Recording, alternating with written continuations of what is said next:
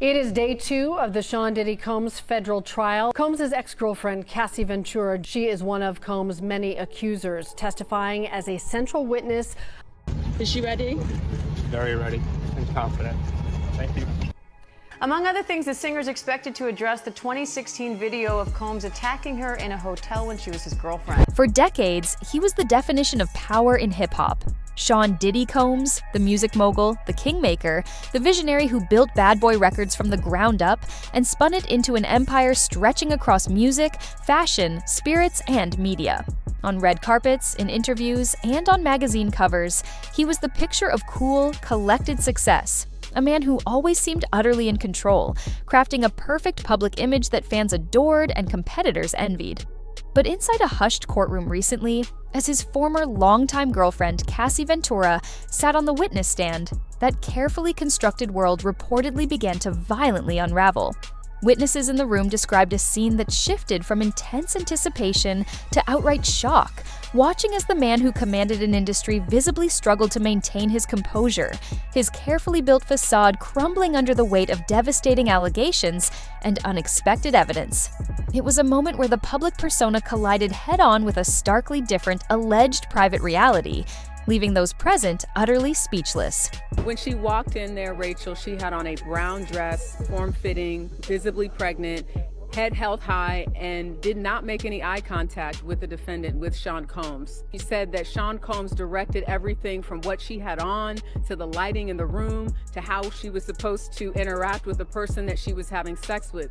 And again, just to reiterate what is a freak-off, the freak-off essentially was something that Cassie said she learned about through Sean Combs about a year into their relationship. He described it as voyeurism, wanting to watch her have sex with someone else. And she said that she did it because she was 22, 21, she was young, she didn't know any better, and that she wanted to please Sean Combs. Among other things, the singer is expected to address the 2016 video of Combs attacking her in a hotel when she was his girlfriend.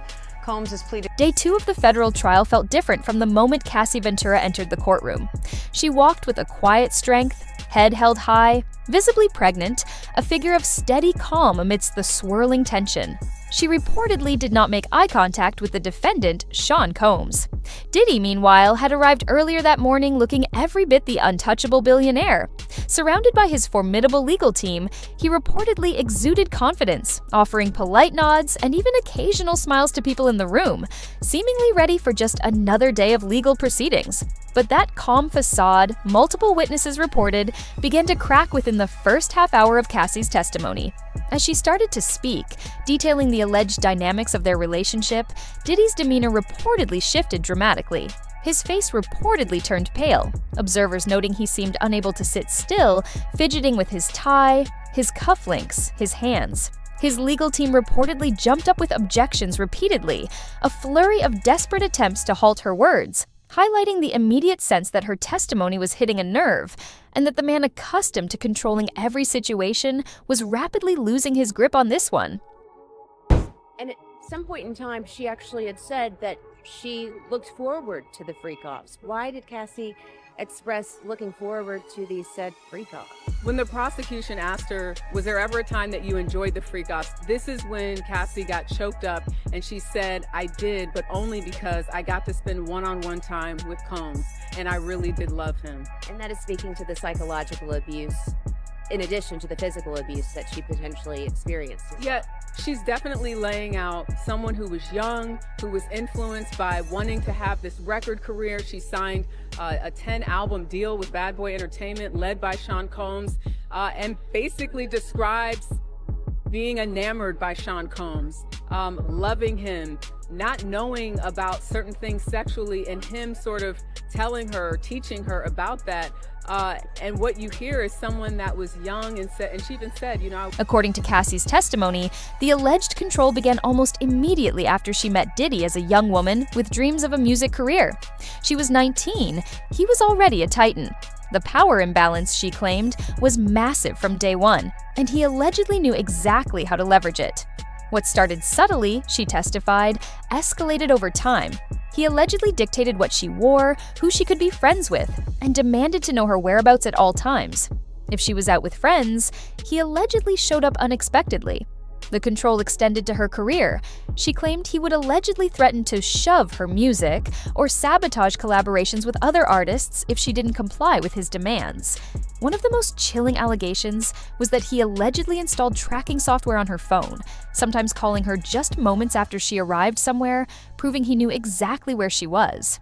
Gradually, she testified, he allegedly cut her off from anyone who might encourage her independence, isolating her until he was allegedly the primary person in her life, making her feel increasingly trapped and dependent. This isolation, she claimed, laid the groundwork for much darker alleged experiences. I was young, I was naive, I didn't know any better, but she's really telling the story of someone who thought she was going to be with someone in this music industry that was going to help her career, that cared about her, but quickly learned after the freak-offs that wasn't the case. And what I thought was also interesting is she said that after that first freak-off, she said she felt dirty. She didn't want to do it. And when she brought up the idea of having a conversation about the freak-offs in an email, which the jurors saw, she said she backpedaled in the email because Combs responded by saying, "I know, you don't want to do it." And she said, "Oh no, well, it's not that." But that was the beginning. That was in 2010, where she brings up in an email that she wanted to have a conversation about this. And in her words, she didn't want to do it, but she felt like she had to do it. Well, Diane, prosecutors have wasted. The alleged abuse she described went into harrowing detail, silencing the courtroom. Cassie testified about incidents where Diddy would allegedly throw her against walls during arguments, push her down a flight of stairs at a rental house in Miami, knock her over, drag her, kick her, and stomp her head while she was down. The most disturbing alleged accounts involved him allegedly choking her until she nearly lost consciousness, only stopping, she claimed, when her body would go limp. As she recounted these moments, the courtroom reportedly grew deathly quiet. Jurors were visibly affected. One older woman reportedly wiped away tears, while a male juror reportedly had difficulty maintaining eye contact with Diddy. Even the most seasoned reporters in the room later admitted they were unprepared for the brutal honesty and graphic nature of her testimony, highlighting the alleged reality behind the public spectacle. No time getting right into the alleged abuse that Cassie Ventura says she endured for years. Ventura telling jurors, quote, "He would bash my head, knock me over, drag me, kick me, stomp me in the head when I was down." She also got into the nature of those so-called freak-offs, saying that they involved hiring an escort and they performed under the direction of Combs, saying that they happened so frequently it eventually became a job for her to set them up. Ventura said she did not feel she had much of a choice but to participate, that she feared that Combs would retaliate. Central to her testimony were the detailed accounts of what she referred to as freak-offs. She explained this concept allegedly introduced by Diddy involved voyeurism and intimate acts, sometimes allegedly involving hired escorts, all, she claimed, orchestrated and directed by him. These events allegedly happened so frequently, she testified, that it became almost like a job for her to set them up. When asked if she ever enjoyed these alleged freak-offs, Cassie reportedly became visibly emotional. She testified that she did enjoy them, but only because it meant she got to spend one-on-one time with Diddy, whom she said she deeply loved. This, she explained, spoke to the psychological complexity of the alleged abuse. She recounted feeling dirty after the first alleged incident and trying to express her discomfort in an email in 2010, only to feel forced to backpedal when Diddy allegedly responded negatively. She felt, she testified, that she didn't have a choice but to participate out of fear of alleged retaliation or blackmail. This detail underscored her alleged lack of control in the relationship dynamics she described. Cassie's relationship with Diddy. Some of those details we've seen in prior lawsuits, but to hear her on the stand actually giving those details, reliving those moments herself. Also, you have to remember, she's very pregnant right now. So I'm gonna be curious to see how long she makes it on the stand, how she's emotionally able to weather all of these questions. And what's going to be interesting to watch is, you know, the defense from the very start in their opening statement said that she chose to be there. So I'm going to be curious to see how she responds to questions about, was this her choice or did she feel like she had to do all of these things? I think what made Cassie emotional is having to describe the details of the freak-off and why she did it. When she talked about wanting to do it to please Sean Combs, that's when she broke down. Up until that point, she had just been answering the questions.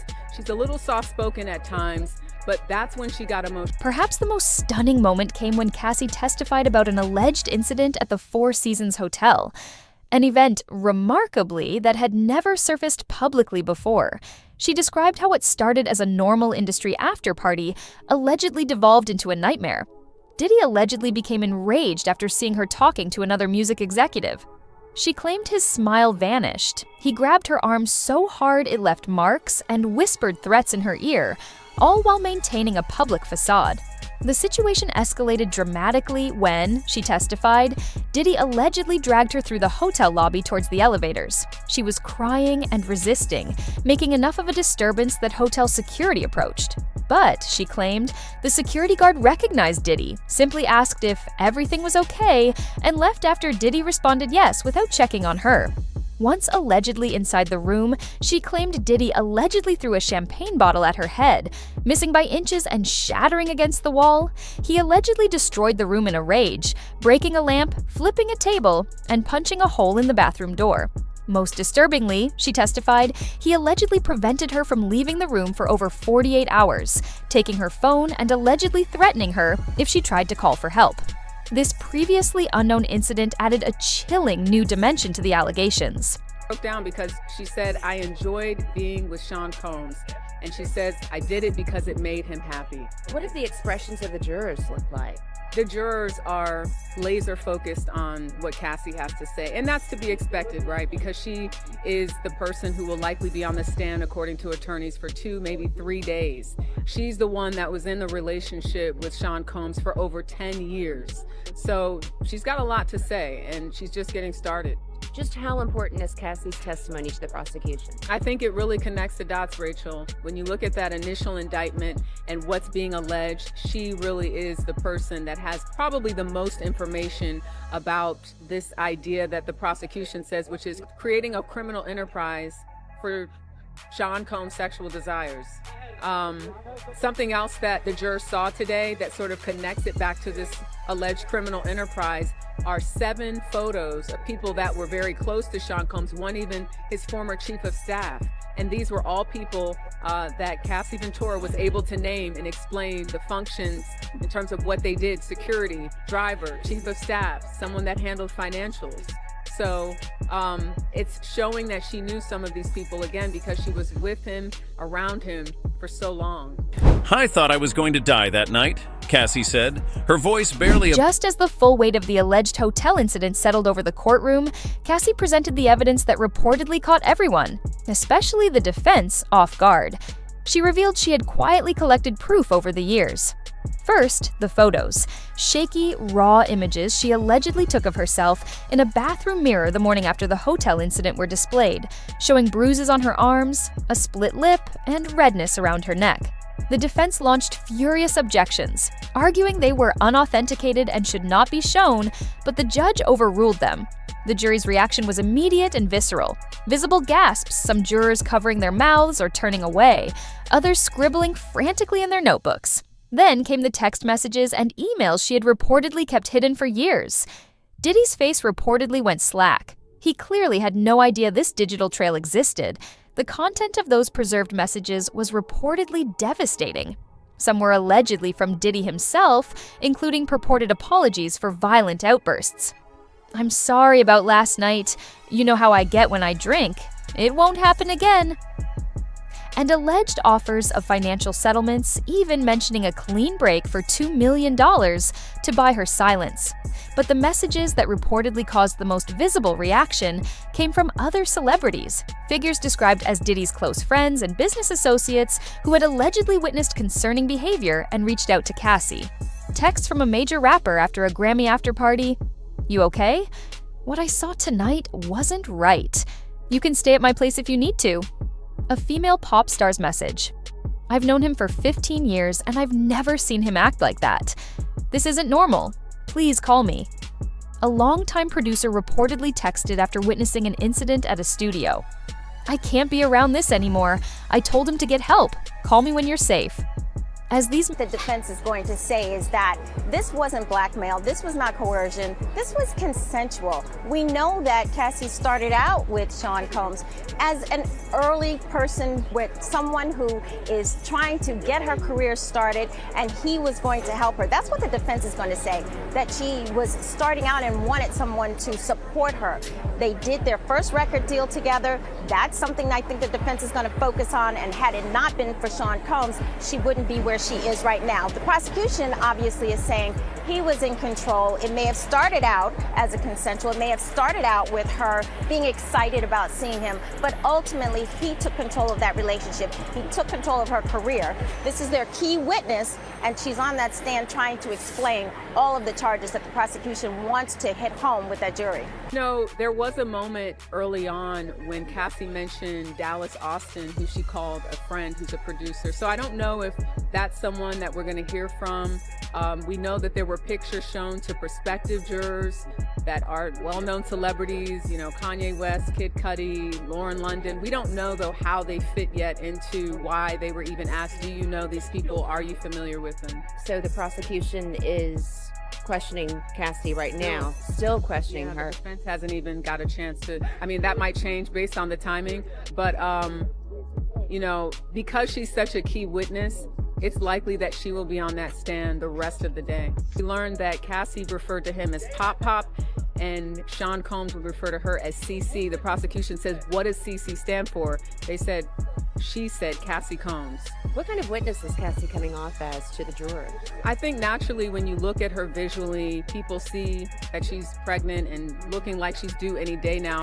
So they might, you know, have empathy, sympathy for her in that way, but we don't really know. We know that they've been instructed to be fair and impartial. As to what type of witness she's coming off as, she's describing someone that she was, someone she said that was trying to figure out who she was at that time and who she was allowed to be. Now you're looking at somebody that's almost 40 years old, totally different person, but even in describing what was going on at her at that time, taking drugs, trying to please Sean Combs, she's really just sort of laying out the case for her not having a lot of control. So I think that's the takeaway. This is someone who is making it very clear that at that particular time in her life, she says she did not have any control really over what she wore, what she did, who she was having sex with. She's a different person now, but I think when she talks about those details and even reflecting on them for herself, as we saw today, she broke down on that court. Messages were read aloud, contradicting Diddy's public claims that no one had ever witnessed inappropriate behavior. Something telling happened in the gallery. Members of Diddy's entourage, who had been sitting behind him in a show of support, reportedly began quietly getting up and leaving the courtroom one by one, unable to remain as the dam of evidence broke. By the time this part of the testimony finished, Diddy was reportedly sitting almost alone at the defense table with his legal team. His show of support had evaporated. As Cassie continued her testimony, Diddy's composure reportedly deteriorated completely. He constantly shook his head, mouthing, "That's not true," whenever she described something particularly damaging. He reportedly fidgeted relentlessly, at one point frantically writing notes to his lawyers, who were seen trying to calm him, one reportedly passing him a note with "Stay calm" in all caps. It wasn't working. The tension peaked during the description of an incident at his Hampton house when Diddy allegedly slammed his hand down on the table with such force that it echoed through the courtroom. The judge immediately stopped the proceedings, issuing a stern warning that if he couldn't control himself, he would be removed. But the most dramatic moment reportedly came when Cassie mentioned having recordings, actual audio proof, of Diddy allegedly making threats against her or her family. Diddy reportedly shot up from his seat and shouted directly at her, "You know that's not how it happened." His legal team reportedly physically grabbed him, 3 lawyers struggling to pull him back down into his seat as he continued trying to speak over the court proceedings. The judge immediately called for a recess, but the image was seared into everyone's mind. The man who built an empire on being untouchable had just publicly demonstrated his alleged volatility, losing control in the most public arena possible.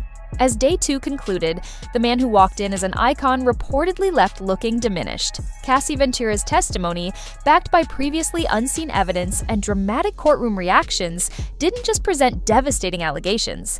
It reportedly pulled back the curtain on a reality many couldn't have imagined. The empire built on carefully managed perception and untouchable cool now faces a fundamental challenge to its very foundation. The question isn't just about the legal outcome of this trial, but whether Sean Diddy Combs' legacy can ever truly recover from the alleged truth that was finally brought to light in that courtroom